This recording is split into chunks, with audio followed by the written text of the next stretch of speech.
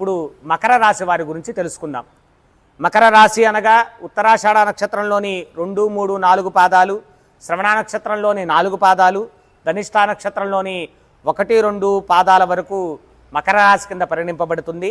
పేర్ల మీద చూస్తే భో, జ, జీ, జూ, జే, ఖ, గ, గి అనేటువంటి అక్షరాల్ని మొదటి అక్షరంగా కలిగిన వాళ్ళని కూడా మకర రాశి కింద పరిగణింపబడుతుంది.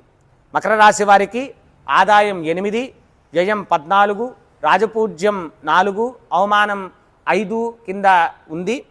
ఈ రాశి వారికి గురువు సంవత్సరాది మే 13వ తేదీ వరకు 5వ స్థానమందు, మే 14 నుండి సంవత్సరాంతం 6వ స్థానమందు, రాహు వత్సరాది మే 19 వరకు 3వ స్థానమందు, మే 20 నుండి వత్సరాంతం 2వ స్థానమందు, కేతు 19 వరకు 9వ స్థానమందు, మే 20 నుండి వత్సరాంతం 8వ స్థానమందు, శని సంవత్సరమంతా కూడా 3వ స్థానమందు సంచరించుచున్నారు.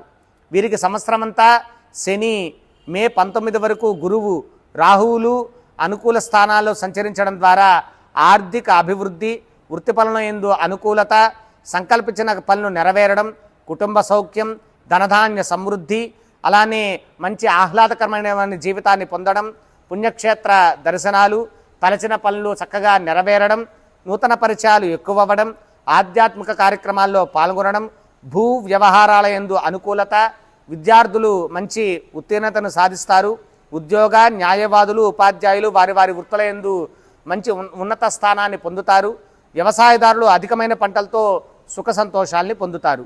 సంవత్సరమంతా కేతువు, మే 20 నుండి సంవత్సరాంతం గురువు, రాహుగ్రహాలు అనుకూల, అననుకూల అంటే ప్రతికూల, అననుకూల సంచారం చేయడం ద్వారా కొంత ఇబ్బందులు కలిగేటువంటి అవకాశం కూడా ఉంది. దానిలో భాగంగా అనారోగ్యాన్ని పొందడం, కొంత ప్రమాద సూచనలు, అలానే ఉద్యోగాల్లో కొంత ఇబ్బందులు, కుటుంబంలో కొంత కలహాలు, మానసిక వేదన, వృధా ఖర్చులు, ఇలాంటి అననుకూలమైనటువంటి ఫలితాలు కూడా వీరికి కలుగుతోంది.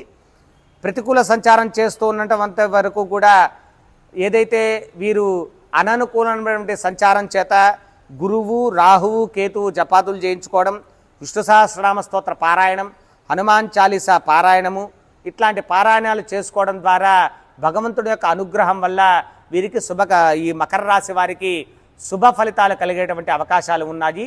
ఇది సంక్షిప్తంగా మకర రాశి యొక్క ఫలితం. అలానే జయస్వరాజ టీవీ వారికి మరొక్కసారి ఉగాది పర్వదిన శుభాకాంక్షలు. జై శ్రీమన్నారాయణ.